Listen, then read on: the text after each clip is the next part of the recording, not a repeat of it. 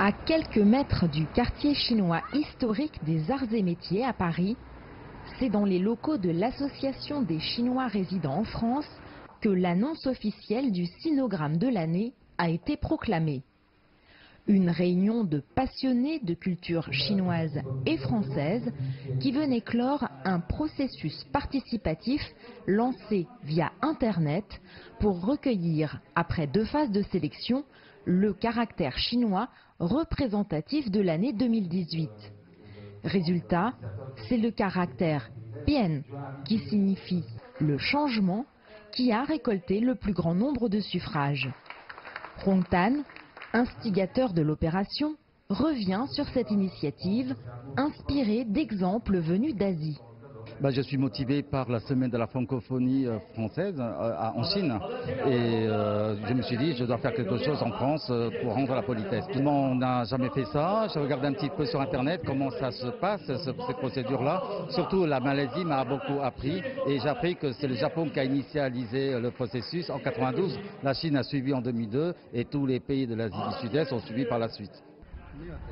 Décliné en France, l'événement devrait susciter l'intérêt de l'importante communauté de sinophones.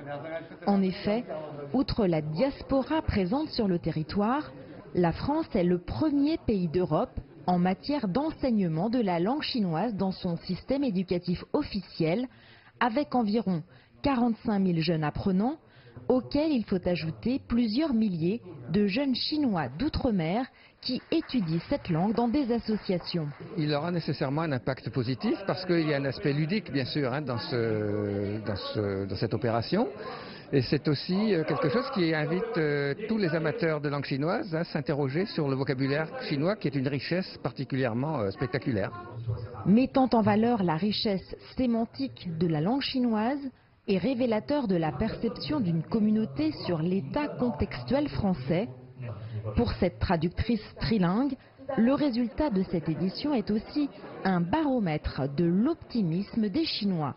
Le caractère qui a été retenu, c'est le bien, le changement, la transformation.